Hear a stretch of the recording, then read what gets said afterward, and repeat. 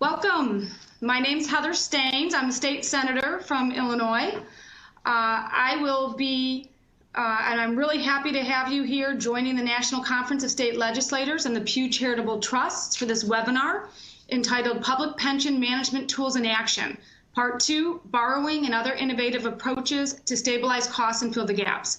In this time of technology, I apologize. I understand there's a little lag from what my speaking is, and it's not quite in sync with what you're seeing on the video. So apologize for that.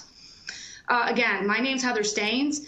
I'm moderating today's webinar. I currently chair Appropriations Committee for the state of Illinois in our General Assembly in the Senate, and I represent the northernmost lakefront district in the city of Chicago. The National Conference of State Legislators is happy to partner with the Pew Charitable Trust. They've been doing a lot of partnerships on financial issues, and they are bringing this webinar to you. In case you're not familiar with NCSL, it's a bipartisan organization that serves the legislators and legislative staffs of the nation's 50 states, its commonwealths, as well as the territories. NCSL provides research, testimony, and opportunities for lawmakers to exchange ideas on pressing state policy issues. And they've been a great source to me personally in Illinois. This is the third event of NCSL's 5-part fall fiscal webinar series titled Budgets, Taxes, and Pensions. Oh my. The 2 remaining webinars will be held at this time on Thursday, November 12th, and the following Thursday, November 19th. And if you'd like more information on NCSL's meetings, activities, and other services, please visit the website, which is www.ncsl.org. We have an audience chat box that you're going to see on the lower left side of your screen. You're encouraged to use that box. If you want to get comfortable with it, we'd love to hear what states you're from, so feel free to type that in now if you'd like. We've also set aside time later after the presentations in the webinar to respond to audience questions. So we're going to be asking you to type in your questions there. A video recording of the event will be made available on the website later this week, and you'll find a PDF version of all of our presenters' PowerPoint slides available in the Resources tab on your screens as well. So the purpose of this jointly sponsored webinar is to learn about various novel approaches that are being explored during COVID-19 pandemic here to help states and local governments manage their cash flows. We'll take a closer look at how the states are leveraging cost-sharing features to add stability and predictability to public pensions during the period of economic volatility. We have a great lineup of speakers today. We're going to hear from experts with the Pew Charitable Trusts. They provide insights into the current economic climate and discuss their recent research on state borrowing and pension plan risk sharing and design features. Next up, we're going to have a respected academic on state borrowing and pension plan risk who's going to provide a more in-depth look at the impact of current investment returns and tax revenues risks that are creating fiscal pressures for various states. He's going to illustrate how risk-sharing policies can be relevant for policymakers and their staff. Finally, we'll look at the South Dakota retirement system to provide some perspective on the specific plan design features in that state. In a moment, we'll be joined by Corinne Hall and David Drain of the Pew Charitable Trust. Corinne is a state policy officer in Pew's Public Sector Retirement Systems project. She oversees the team's new management strategy and manages technical assistance to policymakers, where when the cities and states invite her across the country, her team applies objective and data-driven processes to analyze public retirement systems. David Drain serves as a principal investigator and methodologist for Pew's research on public sector retirement systems. The project's work has showcased the funding challenges that face many state and local pension systems and retiree healthcare plans, as well as possible solutions. His research has looked at pension plan design, risk and uncertainty, and disclosure and transparency. Following Corinne and David, we're going to hear from Dr. Don Boyd. He's a co-director of the Project on State and Local Government Finance at the State University of New York at the University of Albany. He's also a fellow at the Lincoln Institute of Land Policy and has long-term consulting arrangements with several think tanks. He has over 3 decades of experience analyzing state and local government fiscal issues, and we're delighted to have him with us today. And last, we're going to hear from Doug Fiddler, who joined the South Dakota Retirement Systems as a senior actuary in 2014. Prior to that, he worked as a consulting actuary for more than 25 years at several different consulting firms. He's a fellow of the Conference of Consulting Actuaries, an associate of the Society of Actuaries, a member of the American Academy of Actuaries, and an ERISA enrolled actuary himself. And with that, we're going to turn it over to Corinne Hall and David Drain. And again, please just note, enter in questions as you go, and we'll come back to them at the end. Thank you very much, Senator. As she mentioned, my name is Corinne Hall, and I work with Pew in the Public Sector Retirement Project, otherwise known as the Pensions Team. I'm co-presenting with my colleague, David Drain. Today, we're going to be speaking in public pension management and tools in our new economic reality. For those of you that are unfamiliar with our work in pensions, our work is one of research and supporting the states in their efforts. There we go. Sorry, I got trigger finger there. Today, we're going to be sharing with you a brief recap of the impact of COVID-19 on the national economy and state finances. We're going to be discussing the approaches of managing cash flow pressures. And then lastly, we'll be sharing with you some pension plan design and tools for managing cost. So kind of to give some context to our remarks today, let's compare the Great Recession to our current understanding and projections of the COVID-19 recession as it pertains to budget revenue. Although the pandemic recession is much deeper, it's also expected to be shorter-lived. Therefore, the revenue is expected to be a little less comparative over the next few years, and a lower hit to GDP is expected. As we shift from talking about budgets into pension systems, what we see is a high degree of volatility. This picture really is designed to illustrate the whipsaw nature of the COVID downturn. And I'm sure that makes me sound like Captain Obvious, like anybody needed for me to say that it's been really volatile the last handful of months. We've all been here, and I'm pretty sure we've all seen a newspaper. But the thing I want to call out here is that even though we've seen a 35% drop in the S&P, by the end of June, nearly all markets had recovered those losses. As a result, pension funds were able to generate positive returns for 2020. On average, that was about 3%. However, it shows that uncertainty has still impacted volatility in the markets, which highlights the importance of stress testing for pension systems. Our updated models are including a 20% asset shock scenario to the downside. So we all know that 2020 has been quite a year, and there are many questions that state plan sponsors, fiduciaries tend to ask myself and my colleagues during a downturn. The majority of them boil down to one question, which is, what do I do? The answer to that question is more often than not one that people don't like to hear when dealing with anything having to do with money, which is it depends. The past few months, we have seen states debate regarding reductions or changes to scheduled pension contributions, the idea of skipping pension contributions I've heard mentioned. States have lowered assumed rates of return. A handful of states have turned to borrowing to address the gaps in revenue. Some states are leaning into cost-sharing provisions to help mitigate that risk. What I hope that conveys to you is an understanding that states are all different and there are multiple options for managing the downturn in your state. One example that I will talk about is our work in the state of New Jersey. This is a good example for a couple of reasons. One, it speaks to the work that David, myself, our team are doing at Pew to support the challenges that are happening right now in states. And secondly, it speaks to the process of addressing those challenges and illustrates some real-life solutions. Just a handful of things to know going into this about New Jersey, if you're not super familiar. In the 1990s, the state pension plans were in New Jersey were 100% funded.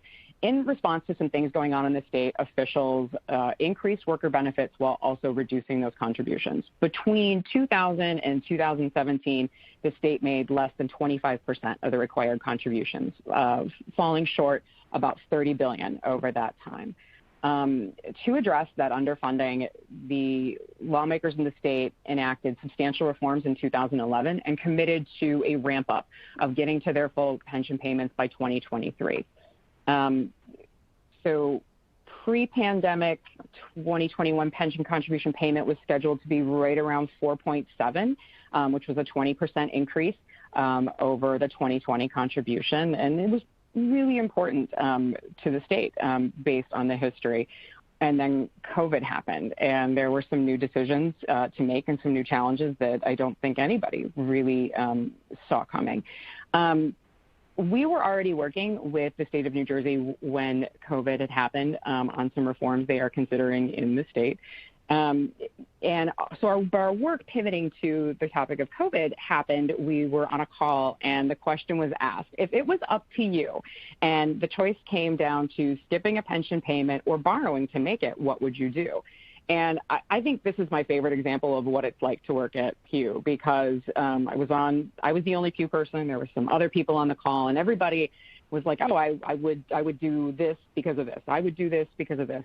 And they got to me, and I was like, I work at Pew. I'm not allowed to answer it that way because we don't reach in our back pocket and pull out answers. We kind of hunt and research and dig into to situations.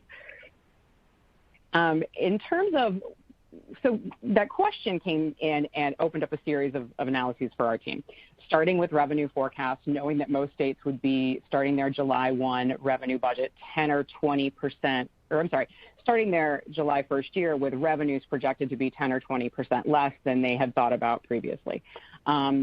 We also talked about borrowing, but not just borrowing, but borrowing strategy and pandemic contribution policy. What you see in front of you is New Jersey's own source revenue projections pre and post COVID. Probably most significant reflected in this slide is the fact that it was the immediate nature of the downturn. It was sharp and would come with a decline in revenue, but what we were seeing was that the economic growth in the state was projected to return to meaningful levels 23, 24, 25. Seeing that revenue forecast, following down the path of questions regarding borrowing, knowing that New Jersey needed to make their pension payment at the level of the pre-pandemic level, led us kind of to look at this period, this 5-year period between 20 to 25. The evidence was showing us the state could borrow now, use it to cushion the shock to the 2021 revenue, make their pension payment, and pay the loan back when the revenue rebounded in the state, thus using the borrowing as a 5-year smoothing tool. And this was possible because the aggregate numbers, whether you looked at a non-smooth or a smooth, they were equal. In terms of when we crafted up our formal response to the research question, knowing that the MLF had been created and might be something New Jersey would be looking into, we illustrated for them what deficit financing for their pension payment would look like for both a 3 and a 5-year period. The 3-year being the term made possible by the MLF, 5-year being what a midterm borrowing window would look like if they chose to go to the private marketplace. Either would support the pension payment as scheduled and help manage the overall deficit budget through 2021. And this slide just kind of breaks down what both of those would look like. Because I mentioned MLF, I feel like that means I need to give you just a little bit of insight if you're not super familiar. But the MLF, or Municipal Liquidity Facility, was established by the Fed in April to serve as a source of emergency funding for state and local governments as the liquidity crisis was pulling on municipal markets. This authorized $500 billion in short-term bonds from eligible governments starting through December of 2020. The MLS carries a penalty rate with it, which some people can view that as the MLF being expensive. And only a fraction of the MLF has actually been used. Illinois used it, as well as the MTA in New York. I think that's brought about a little bit of criticism that maybe the facility has not been as successful as people thought because it hasn't been used all that much. But I think you can make the argument that that the fact the markets are so liquid and its existence happening means it kind of worked. So that's what I'll share about that.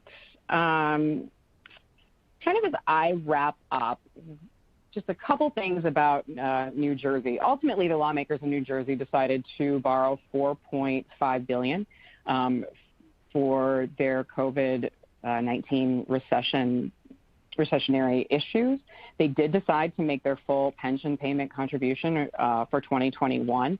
The current policy that they have, that they are still in the process of looking at, would lead them down a road of doubling the share of resources going on to pay for pensions in the future. Combine that with the revenue losses, they are looking at some crowding out in their budget in future years. Given the historic underfunding in the pensions, there is really relatively little room left for them not making pension contribution payments at the level to which they've kind of committed. And then under the right circumstances, that borrowing can help smooth out those short-term revenue fluctuations. The last thing I'll say about New Jersey is that working so closely with the lawmakers there, they did a lot of really hard work and had a lot of hard conversations. And I would just say that I was extremely impressed with the work that they did, and I would imagine that conversation could be had about many states right now, that the states are doing some very, very, very difficult work right now. And I have a lot of respect for all of that. I'm going to turn it over to my colleague, David, to talk about some tools for cost stability, or if there's anything he'd like to share about our work in New Jersey, he could absolutely do that too. David? Thank you, Corinne. Thanks to NCSL for putting together this opportunity. Thanks to Senator Staines for the kind introduction. My name is David Drain, and I'm a senior researcher at the Pew Charitable Trusts. I'm going to run through some of the basic plan design approaches that state policymakers have used to try to make retirement costs more predictable, to ensure the sustainability of public pension plans. And this will be a broad overview, and I'll be followed by Don Boyd with a deeper dive in some of the research around this, as well as Doug Fiddler's discussion of how these policies have worked in South Dakota. How to fund promised pension benefits requires many assumptions for a multi-decade time horizon, which is going to be challenging under any circumstances. But state pension plans have also shifted their assets into risky and volatile investments, which means that the funded status of public pensions will go up and down in time with financial markets and the business cycle. And as a result, investment risk has been a key point of interest for state policymakers, both following the dot-com crash and the Great Recession, and obviously the current COVID-19 pandemic. Because what a financial downturn means for public plan balance sheets is also going to come at the same time as higher employer costs and lower revenues from the downturn. But importantly, our research shows that there's tools available and sound policy can address the challenges of investment volatility while ensuring a fiscally sustainable retirement system that puts participants on a path to retirement security. And our analysis is focused on 5 state plans, though we don't view this as all of the good ones out there, because of their successful outcomes and because they offer a useful set of examples to policymakers looking for tools available to do this. And as you can see on this map, we've highlighted state employee plans, which in some cases can include teachers or local employees as well, in Nebraska, South Dakota, Tennessee, Utah, and Wisconsin. And what these 5 states show is that there's no one-size-fits-all to design a sound pension policy that provides a sustainable and secure retirement. All 5 states have different plan designs, employer contribution policies, and tools to manage risk.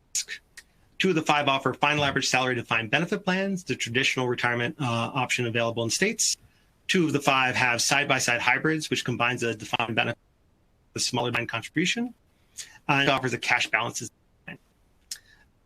Their histories are different. South Dakota and Wisconsin have been following their approach for decades. Tennessee and Utah designs following the Great Recession, and Nebraska went to a cash balance design in the early 2000s from a defined contribution. But what all 5 do have in common is success in maintaining high funding levels and policies to keep employer costs stable.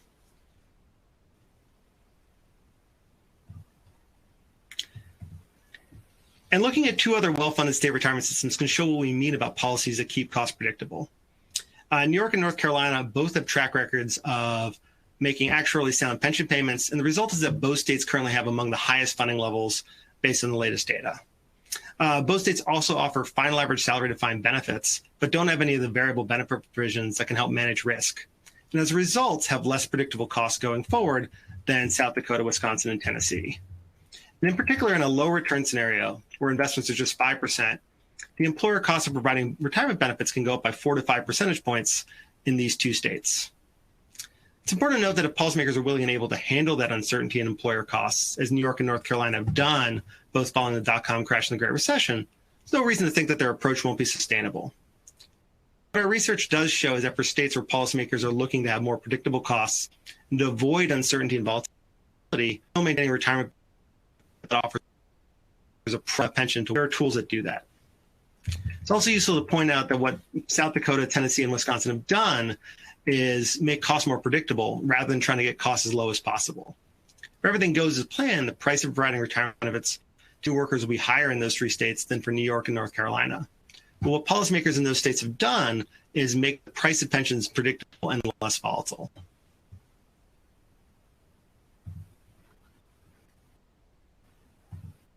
Interest in adoption of policies to manage risk and make costs more predictable over the past 20 years. The growth in these approaches started following the dot-com crash, rapidly increased after the Great Recession.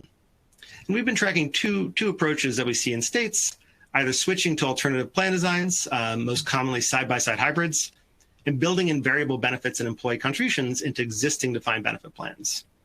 And the rest of my presentation will focus on the latter, how state policymakers have built provisions into defined benefit plans that share risk and sometimes gains, keeping the core final average salary benefit for career workers.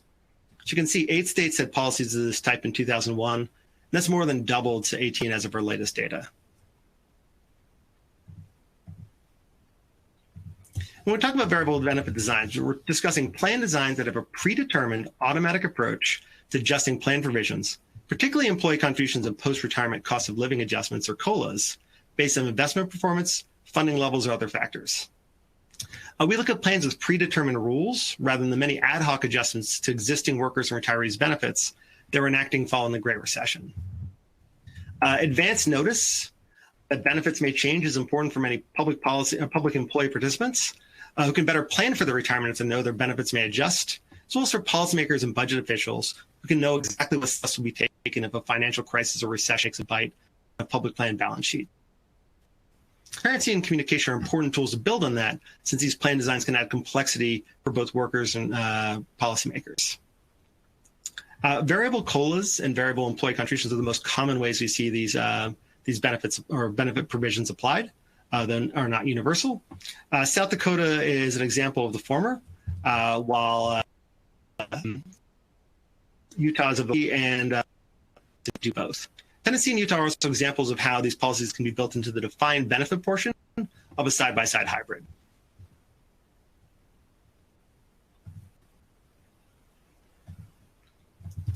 As always, we've seen a variety of approaches across states, which emphasizes that there's a no one-size-fits-all solution for providing retirement to public employees. But broadly, we've seen a growing use of these tools of this kind to manage risks and make employer costs more stable. For policymakers trying to understand the volatility and uncertainty in the pension plans that they oversee, stress testing can be an important tool to assess what might happen if investment assumptions don't miss the mark or some other shortfall or unexpected event creates a funding gap, both to see if the existing risk levels are manageable and also consider the impact of different solutions. To broadly sum up, the speed of the COVID-19 recession presents unique short-term challenges for state officials, both the size of the revenue loss, the impact on state pension plan balance sheets, and the public health challenges that state policymakers need to address. But what I think I both covered is there's a variety of tools available to policymakers. Every state has different needs and different circumstances, but good data analysis that includes revenue projections, pension projections, and stress testing, and projections of key economic indicators can help policymakers understand the different approaches available to them and what might best fit their state's needs.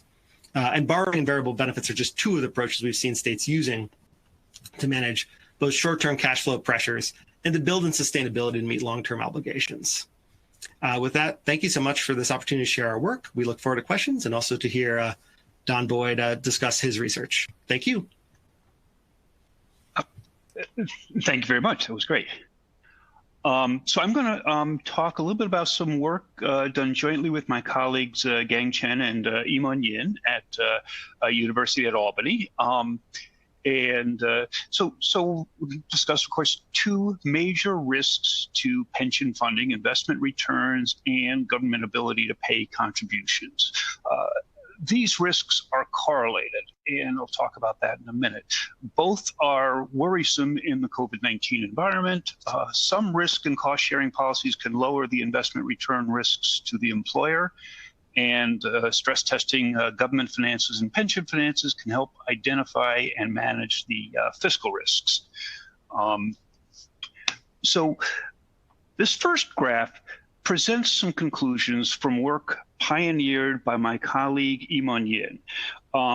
We know when we say that the risks are correlated, what we mean is that a bad economic environment may lead to bad investment returns. It may also lead to weak tax revenue collections for governments. And so the bad economy is causing both things. And so when you think about fiscal pressures, such as your pension contributions relative to your tax revenue, it turns out that the fiscal pressure is really greater than you might realize if you don't take these correlated risks into account.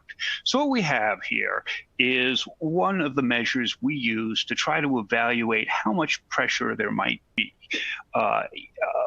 And what we're looking at is the probability that employer contributions will rise by at least 5% of tax revenue over, say, a 30-year period.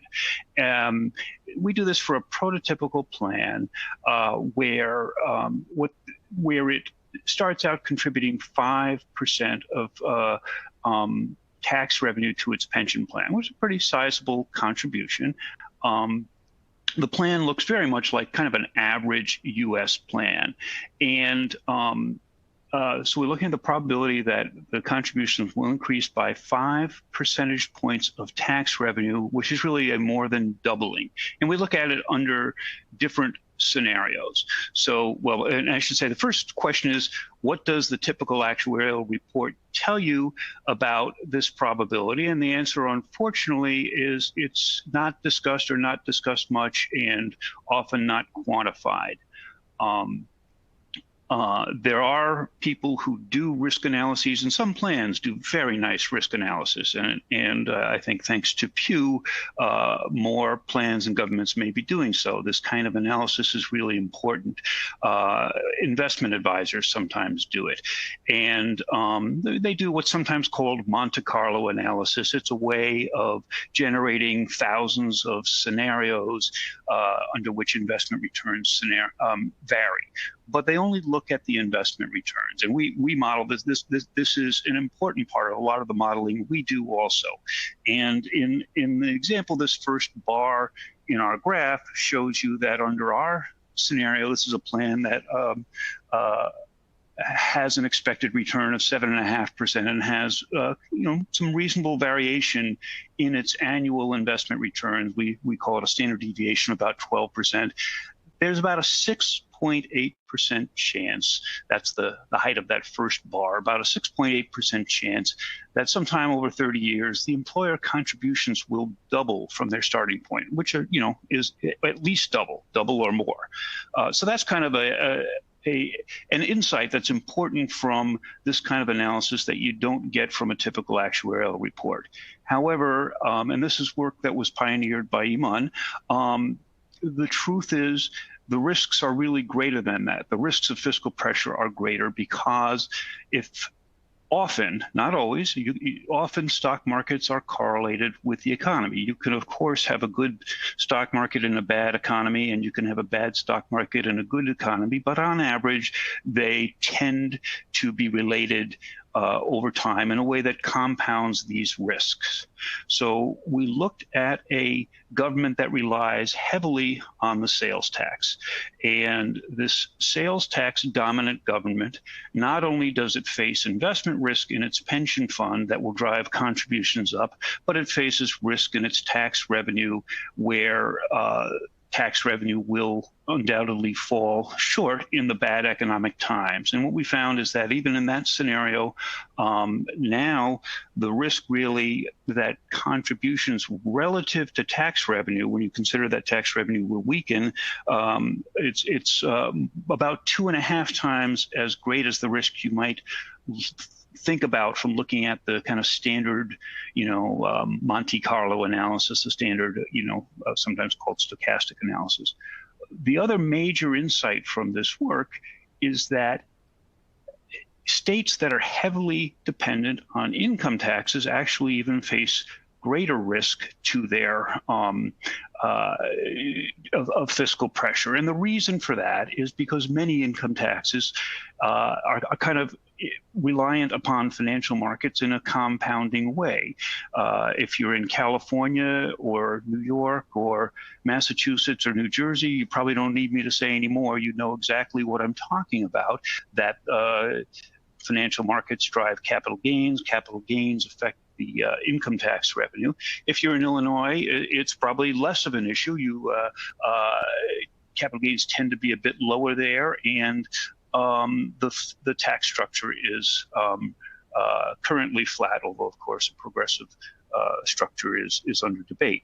But the potential kind of risk that you'll find yourself in a situation where your tax revenue has weakened very significantly and your pension contributions have to go up significantly is even greater in income tax state, about 3.5 times as much as in our sort of baseline Monte Carlo analysis. So, I think the lesson for policymakers from this is that you need to worry about it, that it's all the more reason to manage risk, to identify risk, to try to do reasonable forecasts of what those risks are, and to consider the fact that multiple bad things may happen at once.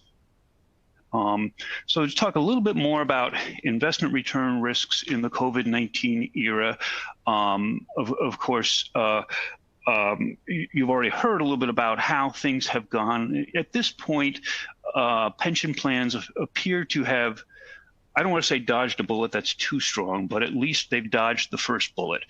There was a crash and then recovery for planned fiscal years ending in June 2020.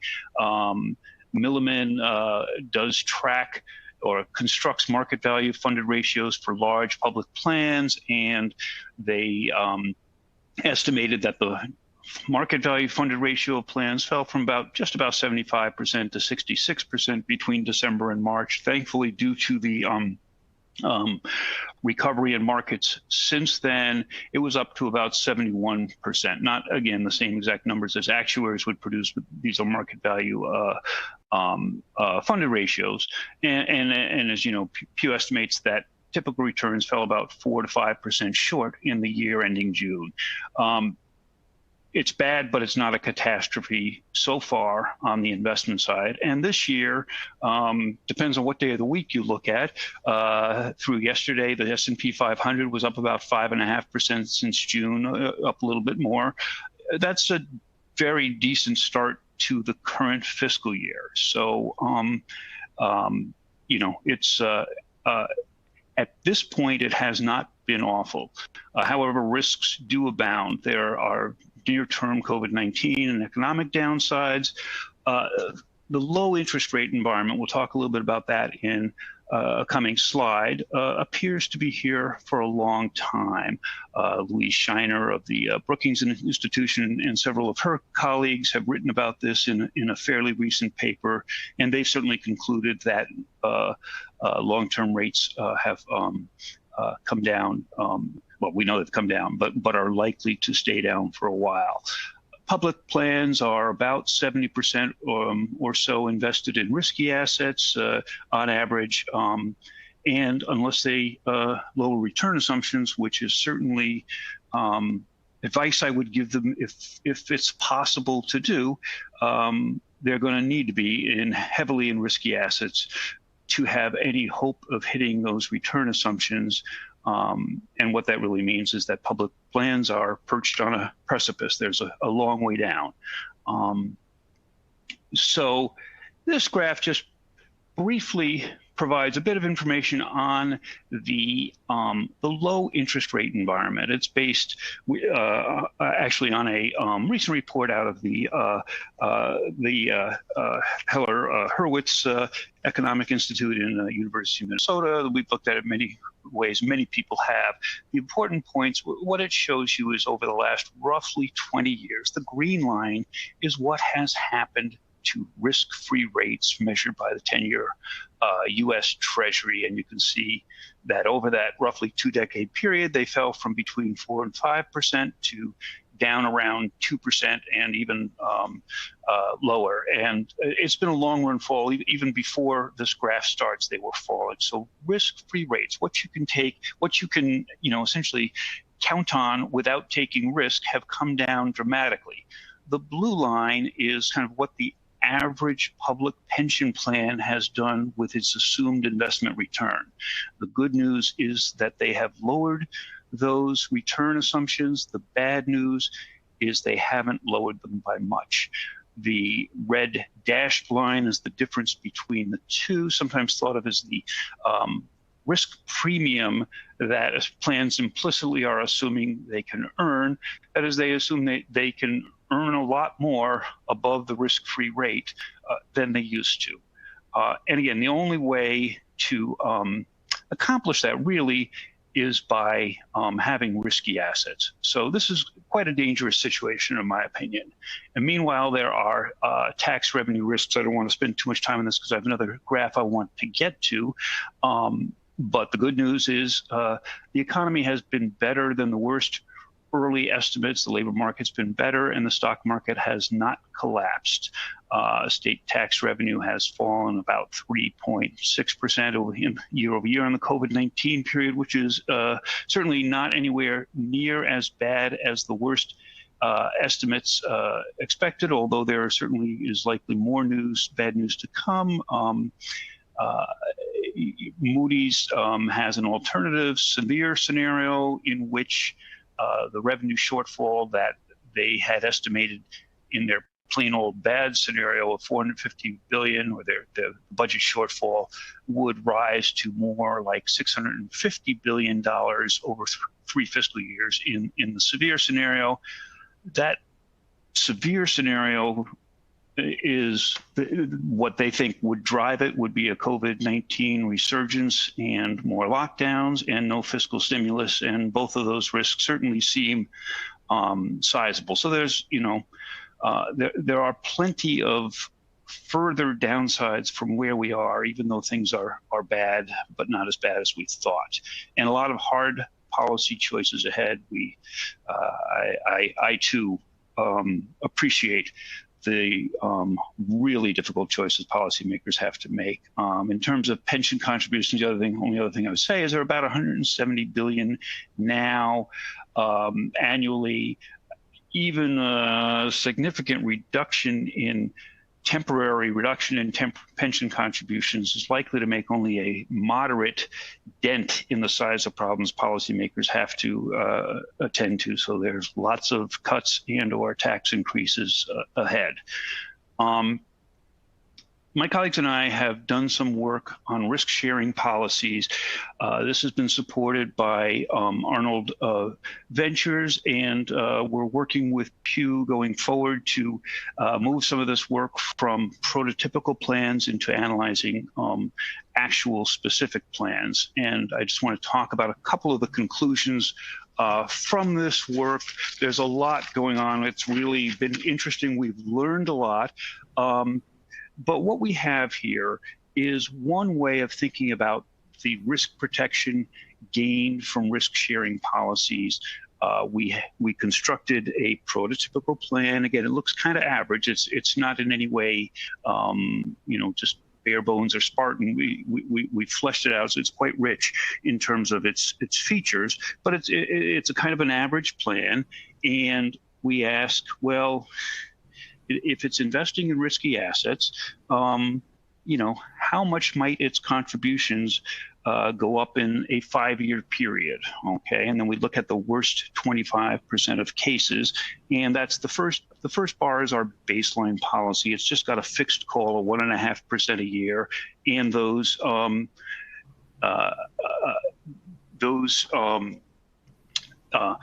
policies,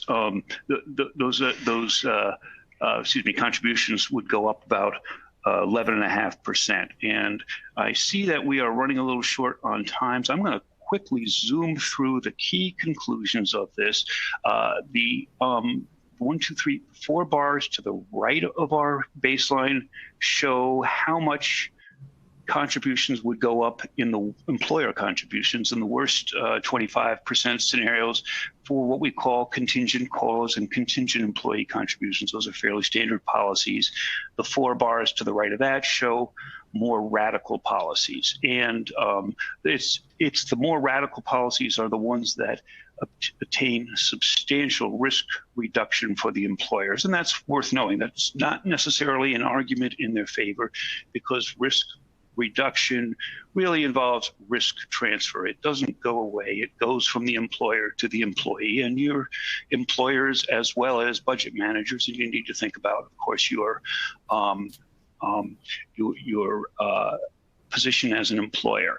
So again, major risks ahead, plans poised to be hit hard. Some policies can achieve risk reduction for the employer. You do need to view them from multiple perspectives. Stress testing is crucial, and better to have risk sharing and cost sharing policies in place sooner than later, in my opinion. We will say more as we publish. And with that, let me turn it over to Doug Fiddler. Thanks. Thanks, Don, and thanks to NCSL for giving me the opportunity to share here today. I'm going to move pretty quickly through some of our policies and our framework that we've had in place. We've had the basics in place for about 45 years, and just how they're playing out right now. We are a defined benefit plan, but we function with fixed statutory member and employer contribution rates. And I know there's a lot of statewide plans that have the rates and statutes, and they change every now and then based on actual requirements. Ours don't change. And what we do is manage the system. The staff and the board of trustees are charged with managing the system within the resources provided by those fixed contributions. So I'm going to pretty quickly here go through some of the tools we use to manage the benefits, manage the plan within those resources. We cover essentially all public employees in South Dakota. There's a handful that may not be in of a 1 or 2 employee entity, but just about everybody's in the system. Almost all of our public employees are also in Social Security. And then our member and employer contributions for our general employees. And our general employees, teachers, state employees, they make up about 92% of the population. We have public safety members and judicial members in the plan as well. They have a different benefit structure and a different contribution structure as well. But for our general employees, it's 6% member contributions, 6% employer contributions. And these are paid each paycheck. It's a part of the implicit, it's part of the employment costs that every employer understands that they'll have to pay when they hire somebody. So we're not looking for an appropriation at the end of the year. We're not looking for a big employer contribution at the end of the year. These come in every week. It's deemed as part of their salaries. And then the board and the staff work with the legislature to manage the system within those resources. One thing that I've worked with in my prior life as a consulting actuary, worked with a number of states and cities and counties and different entities.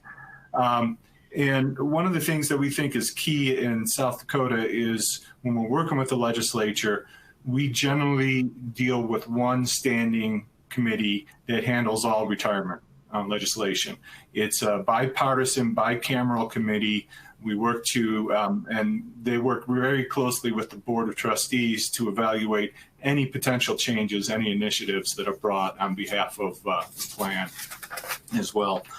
So we put a lot of work into our benefit structure and targeting an adequate and appropriate replacement ratio, our replacement income for our career members. For our career members, we're trying to give them enough retirement income combined with Social Security so that they can maintain their standard of living in retirement.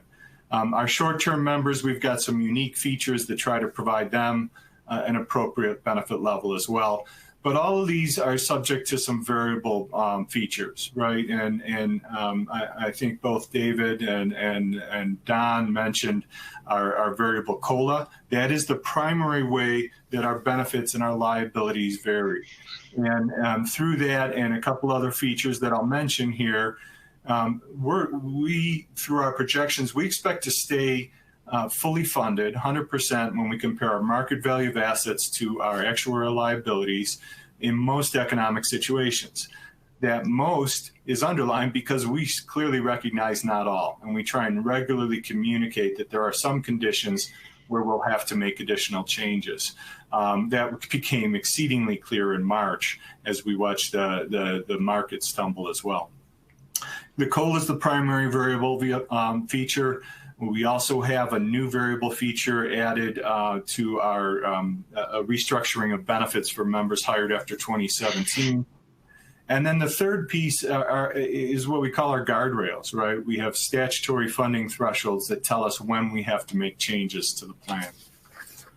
I'm not going to spend much time on this. Our COLA in general is between 0.5% and 3.5%, wherever inflation falls in there.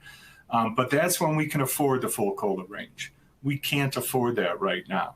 And when we can't afford it, we reduce the top end of that COLA range to what we can afford for the lifetimes of all of our current members and stay 100% funded when we're comparing that to the current market value of assets.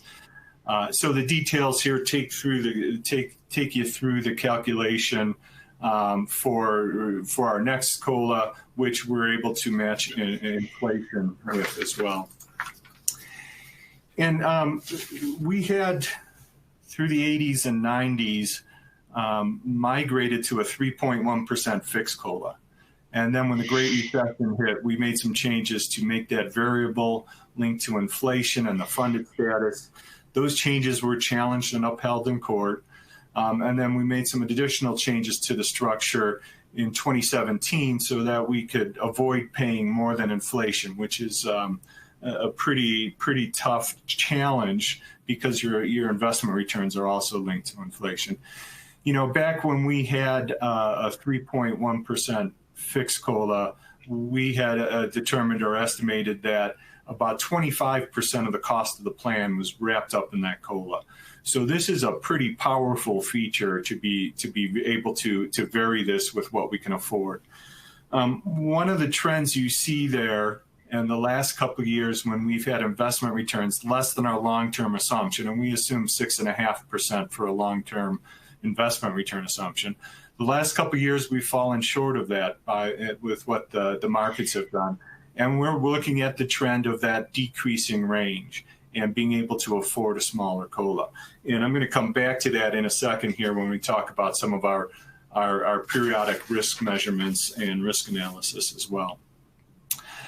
Our new benefit structure, we were trying to recognize increasing life expectancies, recognizing that people are working longer, fewer retiring early. So we were trying to restructure the benefits to prevent losses.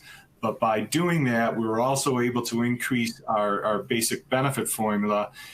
The key thing, we were also added an account-based feature that gets funded with 1.5% of pay each year and then is credited with the actual investment return for the trust. So this is another feature that we were trying to add, that the benefits and therefore the liabilities we're going to move with the assets and stabilize our funded ratio as well. Our third major component of the management is our statutory funding thresholds that tell us if we get out of bounds, if we can't meet these thresholds, we're going to make changes to the plan so that it stays sustainable. And then we also have on the other side some pretty strict requirements before we would consider benefit improvements that have kept us out of trouble, kept us from creating permanent liabilities with what ends up being a temporary surplus. We do think it's important to regularly look at what's coming and the risk and the likelihood that we're going to have to make changes. And the chart on the left is something that we go through with our board on every quarter. We share it with our legislature and our executive branch once a year in detail. We're trying to determine what returns would get us to have to make additional changes and what are the likelihoods of those returns. And then on the right hand, we've been watching this trend and watching this creep up in the last couple of years, which has led us to a lot of contingency planning about what steps we're going to take the next time we cross that. And then finally, just where we've been through 2020. Well, with fixed contribution rates, this is business as usual almost. In fact, our state budget was finished the last fiscal year with a surplus, and the revenues are ahead of schedule right now. We haven't had any disruption to our contributions. We will not make any requests for additional contributions. We remain fully funded through June 30, 2020, and we're still able to afford a COLA equal to inflation. However, we see some risk on the horizon. We see the more likelihood that we could have to make changes in the near term. So we've set out on a contingency planning exercise actually back in December of 2019 about what are we going to do if we fall short of those goals or those standards, those thresholds. And as you can imagine, that planning got very real when we got into March of 2020. And what we've done is develop some initiatives that we expect the board to take action on next month, likely one recommended piece of legislation, likely one recommended board policy that will widen the conditions that we can withstand without additional changes. And then finally, we've got our pillars, right? Our fixed contribution rates, our variable benefits, our predefined funding triggers. That gives us a stake in the ground, gives us our out of bounds marker that tells us when we have to make changes, how big of changes do we have to make, and then the pre-planning of what we're going to do before we're getting the crisis. We find that makes the decision-making process a whole lot easier to have your plans laid out ahead of time rather than trying to decide in the heat of the moment. I see we are over time. I'm going to turn this back to Senator Steens here. I do appreciate this opportunity to present.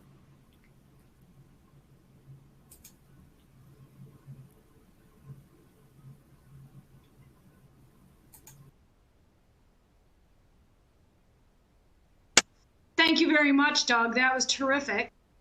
Being from Illinois, I'm particularly happy to hear about other plans that are in the kind of shape that you are in South Dakota. As a reminder, in just a minute, we're going to be taking a couple questions. We have a little bit of time for that, so please submit them in the audience chat box there at the bottom of your screen. While you're doing that, just to say a couple words, as Corinne mentioned, Illinois was the first state that took advantage of that municipal liquidity fund borrowing. In May, the General Assembly in Illinois did amend the Short-Term Borrowing Act to allow for borrowing from the Municipal Liquidity Fund, and it needs to be repaid within 1 year. We did decide to borrow $1.2 billion against that in order to take. We really obviously were having decreased receipts from the income tax because of the delayed extension filing back to July.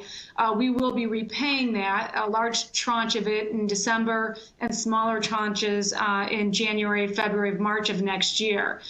When we did that Short-Term Borrowing Act, we also enabled us to do longer-term borrowing up to the 3 years. That if we so determined to, we put in the ability to borrow up to $5 billion, although the federal government would allow up to $9.7 billion. That's something that we won't decide until the end of the year whether we're going to use or not. I think from our viewpoint, we're looking first to see if there's going to be any decision around sort of additional fiscal stimulus or not. And obviously, as also was mentioned, we have on the ballot moving to a progressive income tax structure. So we have a lot that we are waiting to sort of see how that comes, and then we're going to really have to be going back and making adjustments. So very much enjoyed what we've been learning here from everybody today. We have, I know, one question that's been submitted so far. I think this is really for Corinne. Were pension obligation bonds considered in New Jersey? And if so, why weren't they used? So Corinne, hopefully you can unmute yourself and take that one for us. Yes, I'm actually, David was pretty involved with our research there. I think that I'm going to let him answer that question. Sure, and they were considered in at least some of the conversations that we had, and as to why they went with kind of the borrowing route that they did versus POBs. I guess I'm not exactly sure what choice were made there. But to give our general perspective on pension obligation bonds, we see it as a form of leverage in these systems. And like any leverage, it involves taking on risk. And so kind of the likelihood of success is based on both borrowing costs and what your long-term expectations, and then what your risk tolerance is. And with good analysis, particular kind of risk analysis and stress testing analysis, you can really put that on paper and say, well, what's our likelihood of success, and how upset would we be by the downside if it doesn't work out? Thanks. And a question for Doug, I think is really based on the South Dakota plan. Have the guardrails ever been actually triggered to date that have required you to go back and make changes to the plan? And if so, with what frequency have those actually been triggered? Thank you for the question. That has happened twice, right? There's been 2 instances that we've crossed the threshold and we've made recommendations for changes.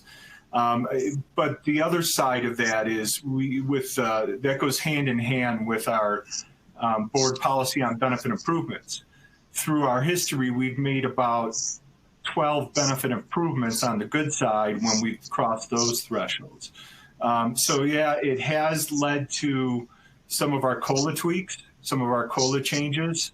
Those were triggered by falling short of our statutory thresholds. All right, and I don't know who this question is for, really.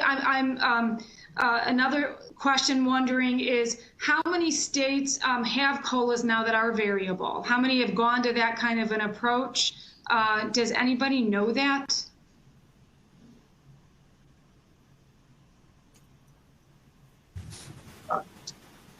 I don't know if David has information on that from a nationwide basis. We have seen some states move into this, and actually we've been talking back channels about what has worked for us, and we've seen they all have to be adapted to specific environments within the state. So we've seen a number, but I couldn't put a specific number on it. Somebody else? No? Okay. Well, thank you. We are hitting just about up on that 2 o'clock mark. I want to thank, I saw that we had people from, numerous states who had joined us here today. Very much want to thank you for taking the time and participating. If you have any questions following this event, you should feel free to contact NCSL and the Pew staff at the email addresses that have been shown. The webinar is being recorded and is archived on the NCSL website, so you can always go back and refer to that. I want to say a big thank you to the speakers for taking the time today, and their very informative slides are very useful. Thank you. Please feel free to tune in to the 4th Fall Fiscal Webinar.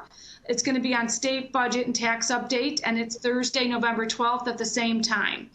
And lastly, we'd love you to share any feedback on the webinar by taking a short survey after it concludes. So thank you very much for your interest and participation today. Very much appreciate it.